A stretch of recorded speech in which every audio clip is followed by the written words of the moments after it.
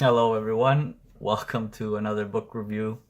This week is called The River God by Wilbur Smith. And the reason I'm giggling is because I tried to do this 2 seconds ago and I said by Will Smith. And I found that mildly amusing. A little more amusing than it should because no one else is around me anyway. So, it is River God by Wilbur Smith. This book was written or published in 1994, released in 1994. It's 659 pages long. It's set in ancient Egypt. It is following the main character, Taita.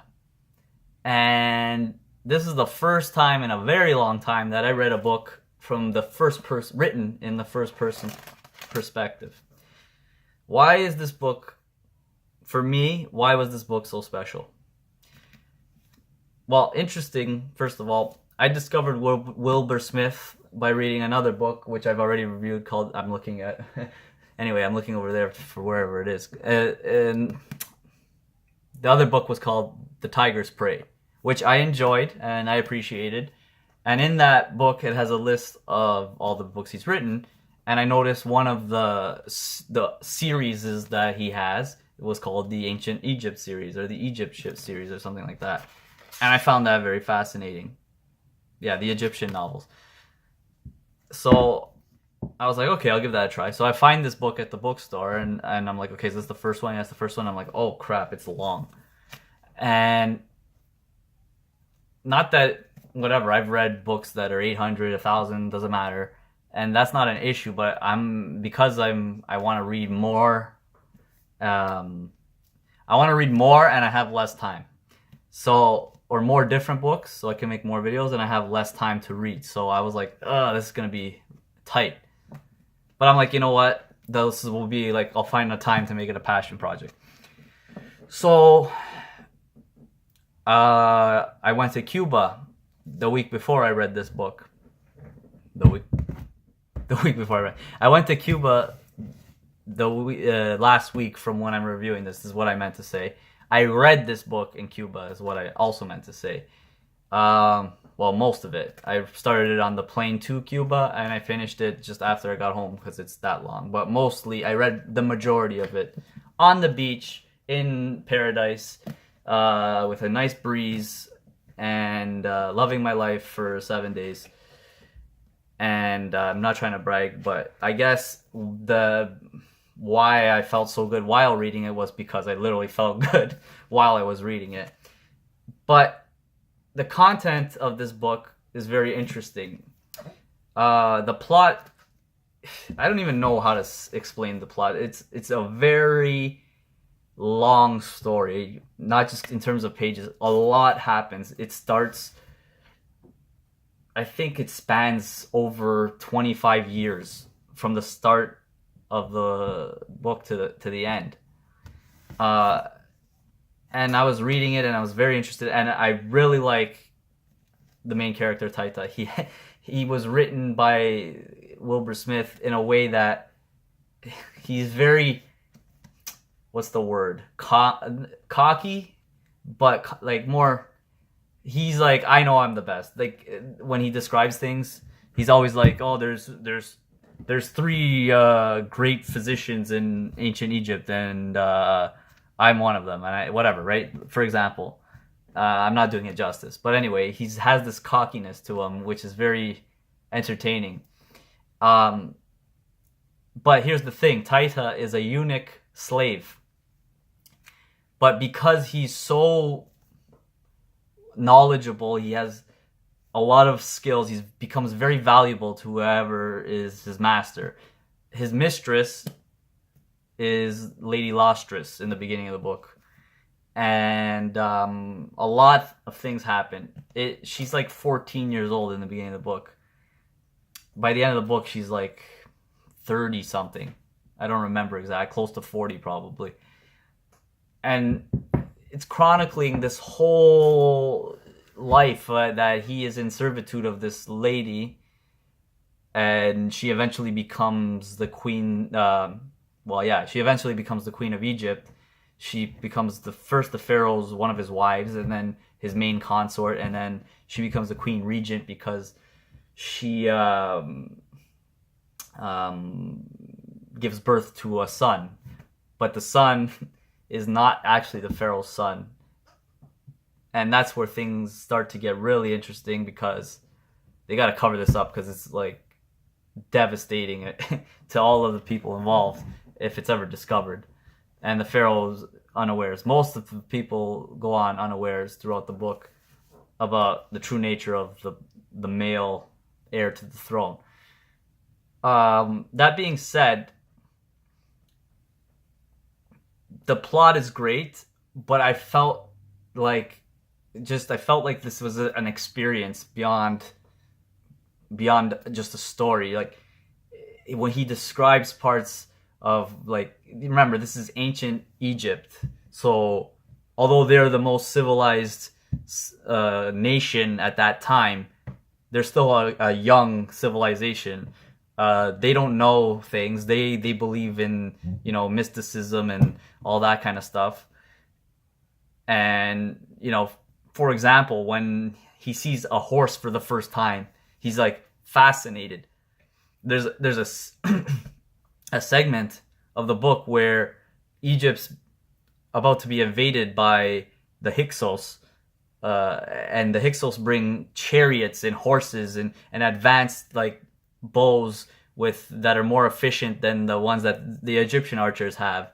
And just so they're seeing all this advanced technology compared to them, and not only is it intimidating, they're getting overrun by it. And you see this Taita, the main character's, not only is he obviously intimidated by it, but he's fascinated to the point where he takes it all and like makes it better. He improves upon the wheel. The first time he sees the wheel, and how fascinating that is, and how he can improve upon it.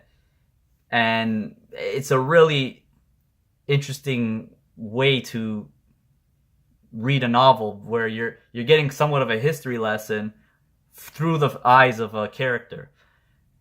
Now, what's really interesting that I discovered at the end of this book is that this book, although may like largely embellished and written with flavor added to all the characters, this book, the events and some of the tellings of this book are actually translated from the real person Taita from ancient Egypt, as he wrote like this account of his life in honor of his mistress and later Queen Lostris.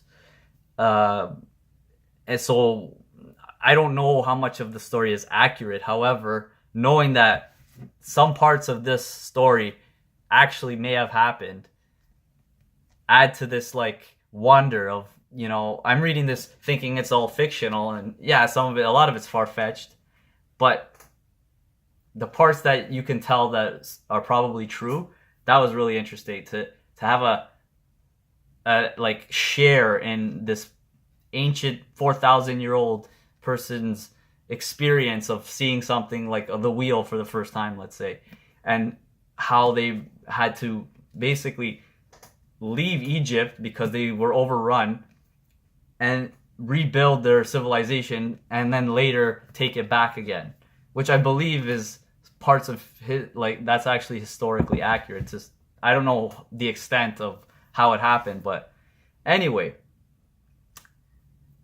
So I read this book, and I'm reading this book, and things that are, haven't been motivated very much lately. So I'm gonna get a little personal, slightly personal for a second.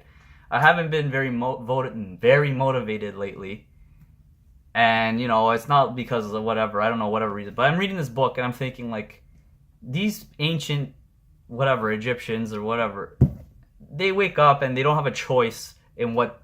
It's all about survival for them. And I'm crying because, I'm tired. I don't want to go to the gym because I'm tired or whatever, right? And I'm reading this book, and then later discover that it's based on somewhat true events. And I'm thinking like, okay, I'm not in ancient Egypt, and, we're pretty privileged. But, if I want to be the warrior or emulate these warriors or these great characters that I'm reading about, I had to change my paradigm, my way of thinking a little bit, and understand that, you know, it's not always going to be easy or whatever, but, you know, compared to these guys that didn't really have a choice, I should be like, there's no excuse. So once I got back from my trip, I've been on this, I don't want to say high or highly motivated or whatever. I'm more inspired. I have a different outlook on a few things. I feel like a little bit of a calmness came over me after that trip. Obviously it was relaxing and all that, but this book has definitely helped. It's funny that I've read all these other personal development books throughout, and I reviewed them and whatever, and then I read a book that, for all intents and purposes, is just a story about an ancient Egyptian person and his role and whatever.